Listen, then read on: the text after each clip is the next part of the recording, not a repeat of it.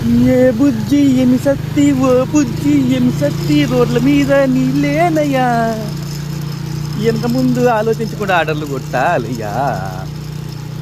చూస్తుంది పాట బాగుంటుంది అది స్టార్ట్ చూద్దాం. సరే టైం అయితే 6 అవుతుంది. వర్షం తుంపురు తగిలింది. మనం మెల్లగా స్టార్ట్ చేద్దాం. 4 గంటలకు వద్దాం అనుకున్నా కానీ బయటకు లేచి చూసే వరకు నేను బయట సప్లై వస్తుంటే అక్కడక్కడ కనిపించేది. ఎందుకు అని చెప్పి రాలే.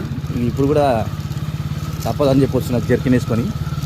మన దగ్గర రెయిన్ కోట్ లేదా రెయిన్ కోట్ కొనాలి. ఒకటి జర్కిన్ వేసుకున్నా జర్కిన్ ఏమో నానుతుంది, చలి పెట్టదు అంతే, నానుతుంది. మీకు మెల్లగా అట్లా ఇట్లా మొత్తం రోడ్డు మీద తుంపురు ఎట్లా తగిలిందంటే సన్నగా స్ప్రే కొట్టినట్టు తగిలింది. కొంచెం చాయ్ తాగేసి స్టార్ట్ చేసి మెల్లగా కొడుతున్నాం. చిన్న చిన్నవి కొడతాం కాబట్టి మనకు టెన్షన్ లేదు మనకి వర్షంతో. వీళ్ళు పైకి వెళ్ళి పడుతున్నాయి గోడల నుంచి. ఇంకా రాత్రి పెట్రోల్ ఓపించడం తగ్గించదు. ఇక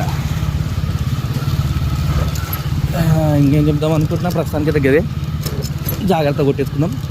మెల్లగా కొట్టేసుకొని చూసుకుని గమని ఇంటికి వద్దాం. మధ్యాహ్నం అట్లా ఇంటికి వచ్చి ఆనందించి పోయి మళ్ళీ కొడుకుందాం.